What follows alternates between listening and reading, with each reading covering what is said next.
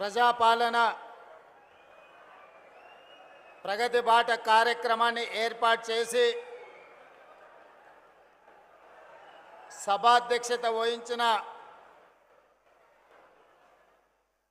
మా ప్రియ మిత్రులు, మీ అభిమాన నాయకుడు,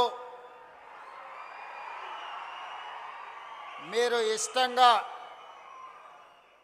వెంకన్న అని పిలుచుకునే నాయకుడు,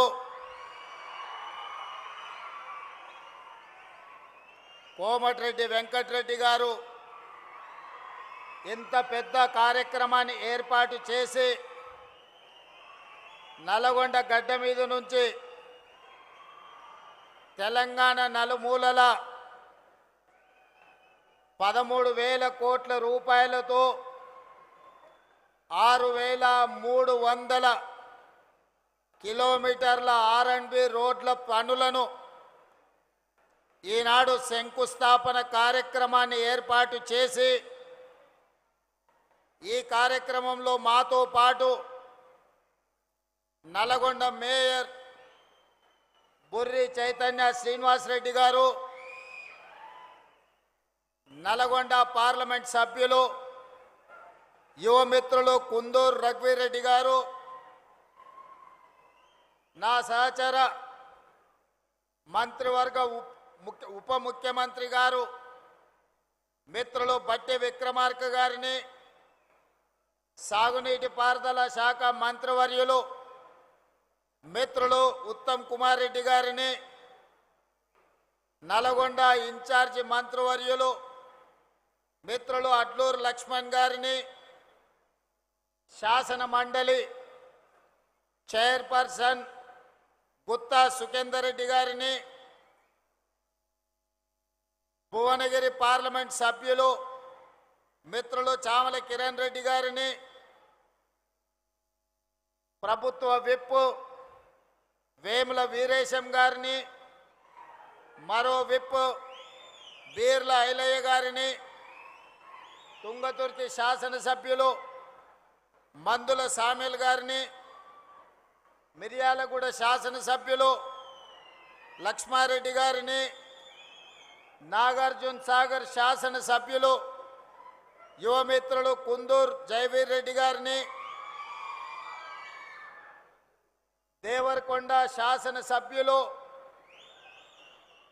మీ అందరికీ ఆప్తుడు బాలు నాయక్ గారిని, అదేవిధంగా శాసన మండలి సభ్యులు శంకర్ నాయక్ గారిని, మరో శాసన మండలి సభ్యులు నెల్లికుంటే సత్యం గారిని, మరో శాసన మండలి సభ్యులు పెద్దలు కోటిరెడ్డి గారిని, అదేవిధంగా మా సోదరిమణి కోదాడ శాసనసభ్యురాలు ఉత్తమ్ పద్మావతి రెడ్డి గారిని, అదేవిధంగా కార్పొరేషన్ చైర్పర్సన్ గుత్తా అమిత్ రెడ్డి గారిని, మల్రెడ్డి రామరెడ్డి గారిని, వివిధ ప్రజాప్రతినిధులను, ప్రభుత్వ అధికారులను, వెంకన్న కుటుంబ సభ్యులైన మీరు వేలాది మంది ఇక్కడికి తరలి వచ్చి మీరు అండగా నిలబడి ప్రజాపాలనకు ఈ ప్రభుత్వానికి మీ ఆశీర్వాదం ఉన్నది. నల్గొండ జిల్లానే కాదు, 4 కోట్ల తెలంగాణ ప్రజల యొక్క అభివృద్ధి సంక్షేమ కార్యక్రమాలని మీరు చేపట్టండి, మేము అండగా నిలబడతామని ఆశీర్వదించడానికి ఇచ్చేసిన మీ అందరికీ మనస్ఫూర్తిగా ధన్యవాదాలు, కృతజ్ఞతలు తెలియజేస్తున్న మిత్రులారా, ఈ సందర్భంగా ఒక అంశాన్ని నేను ప్రత్యేకంగా ప్రస్తావించదలుచుకున్నా.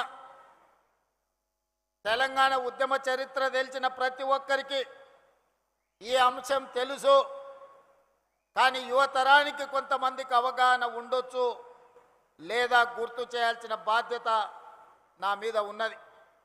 ఆనాటి తొలి తెలంగాణ ఉద్యమంలో, తెలంగాణ రాష్ట్ర సాధన పోరాటంలో మంత్రి పదవి త్యాగం చేసి మళ్ళీ తెలంగాణ రాష్ట్రం వస్తేనే బాధ్యత తీసుకుంటాని త్యాగం చేసిన కొండా లక్ష్మణ్ బాపూజీ ముందు వరుసలో ఉంటే మళ్ళీ తెలంగాణ ఉద్యమంలో మంత్రి పదవిని రాజీనామా చేయడమే కాదు, నల్లగొండ గడ్డ మీద నుంచి ఆమరణ నిరాహార దీక్ష చేసి ఆరోగ్యం దెబ్బతీసుకొని ఈనాటికి తన ఆరోగ్యాన్ని సంపూర్ణంగా కోలుకొని ఈనాడు తెలంగాణ రాష్ట్రంలోనే మళ్ళీ మంత్రి పదవి చేపట్టిన కోమటిరెడ్డి వెంకటరెడ్డి గారు ఈ నల్లగొండ జిల్లా ఆనాడు కొండా లక్ష్మణ్ బాపూజీ గారు భువనగిరి నుంచి ప్రజా ప్రాతినిధ్యం వహిస్తే ఈనాడు నల్గొండ శాసనసభ నుంచి కోమటిరెడ్డి వెంకటరెడ్డి గారు ఆ బాధ్యత నిర్వహించి తెలంగాణ ఉద్యమంలో నల్గొండ బిడ్డలు గర్వంగా తలెత్తుకునే త్యాగం చేసిన నాయకుడు కోమటిరెడ్డి వెంకటరెడ్డి గారని నేను ఈ సందర్భంగా గుర్తు చేయదలుచుకున్నా. మిత్రులారా, బీఆర్ఎస్ నాయకులు పదే పదే చెప్తుంటారు, మేము త్యాగాలు చేసినాము, త్యాగాల పునాదుల మీద మేము అధికారంలోకి వచ్చినామని. నేను అడగదలుచుకున్న వాళ్ళను, వాళ్ళకు భజన చేసే వాళ్ళను, త్యాగం అంటే రాజీనామాలు చేయడం, ఎలక్షన్ తేవడం, కలెక్షన్ చేసుకోవడం, అదేనా మీ త్యాగం అని నేను అడుగుతున్నా. మరి ఒకవేళ త్యాగమే అదైతే 69 తొలి తెలంగాణ ఉద్యమంలో మంత్రి పదవిని త్యజించి చనిపోయే వరకు తిరిగి బాధ్యత చేపట్టని కొండా లక్ష్మణ్ బాపూజీ గారు చేసిన త్యాగాన్ని త్యాగమనాలా, ఏమనాలో మీరు చెప్పండి. మలి ఉద్యమంలో కోమటిరెడ్డి వెంకటరెడ్డి గారు రాజీనామా చేసి తిరిగి తెలంగాణ రాష్ట్రంలోనే మంత్రి పదవి తీసుకున్నాడు కదా, మరి దీన్నేమనాలి? మీరు ఎలక్షన్ కలెక్షన్ సెలక్షన్ మీద తిరుగుతుంటే పదవి త్యాగం చేసి తెలంగాణ రాష్ట్రంలోనే మీరు అండగా నిలబడ్డప్పుడే మంత్రి పదవి చేపట్టిన ఎంకన్న త్యాగాన్ని ఏమనాలి అని నేను అడుగుతున్నా. 100 రూపాయలు పెట్టి పెట్రోలు తీసుకున్న మీరు 10 పైసల అగ్గిపెట్టె తెచ్చుకొని అగ్గిపెట్టె రావుదే త్యాగమైతే నిటారుగా నిలబడి తెలంగాణ కోసం ఆత్మ బలిదానం చేసుకున్న శ్రీకాంతాచారి త్యాగాన్ని ఏమనాలి? కానిస్టేబుల్ కిష్టయ్య నేల కొరిగిన త్యాగాన్ని ఏమనాలి? ఉస్మానియా యూనివర్సిటీ గేట్లని తన్ని వీర మరణం పొందిన యాదయ్య త్యాగాన్ని ఏమనాలి? ఒక ఈశాన్ రెడ్డి, ఒక వేణుగోపాల్ రెడ్డి త్యాగాన్ని ఏమనాలి? 100 రూపాయల పెట్రోల్ మీద చల్లుకొని 10 పైసలు అగ్గిపెట్టె తెచ్చుకొని అగ్గిపెట్టె రావు, నువ్వు 10 ఏళ్ళు మంత్రిగా ఉంటావు, ఆర్థిక మంత్రిగా ఉంటావు, సాగునీటి పారుదల శాఖ మంత్రిగా ఉంటావు, 1000 కోట్ల రూపాయలు నువ్వు దోసుకుంటావు. ఉద్యమం ముసుగులో ఫామ్ హౌస్లో ఉన్న వాళ్ళు అధికారాన్ని చెలాయించి 69,000 కోట్ల రూపాయల అప్పులో ఉన్న తెలంగాణను 8,11,000 కోట్ల రూపాయల అప్పుల ఊబిలో ముంచి ఈ తెలంగాణను శాశ్వతంగా 10 ఏళ్లలోనే 100 ఏళ్లకు సరిపోయే విధ్వంసం చేసిన మిమ్మల్ని ఏమనాలి? మీ త్యాగాలను ఈరోజు తెలంగాణ ప్రజలు ఇంకా భరించాలనా? మీ దోపిడీని తెలంగాణ ప్రజలు ఇంకా సహించాలనా అని నేను అడుగుతున్నా. నేను అడగదలుచుకున్న వేదిక మీద నుంచి నిన్న మొన్న చూస్తున్నా, ఇద్దరు తొడేళ్లలాక తెలంగాణ మీద పడి తిరుగుతున్నారు. బావమరుదులు ప్రజలందరూ కోరుకుంటున్నారు, మా ప్రభుత్వం రావాలి అని చెప్తున్నారు. ప్రజలు ఎవరు కోరుకుంటలేరు, మీ కుటుంబం కోరుకుంటుంది. మీ దోపిడీ దొంగతనాలలో మీకు అండగా నిలబడ్డ వాళ్ళు కోరుకుంటున్నారు.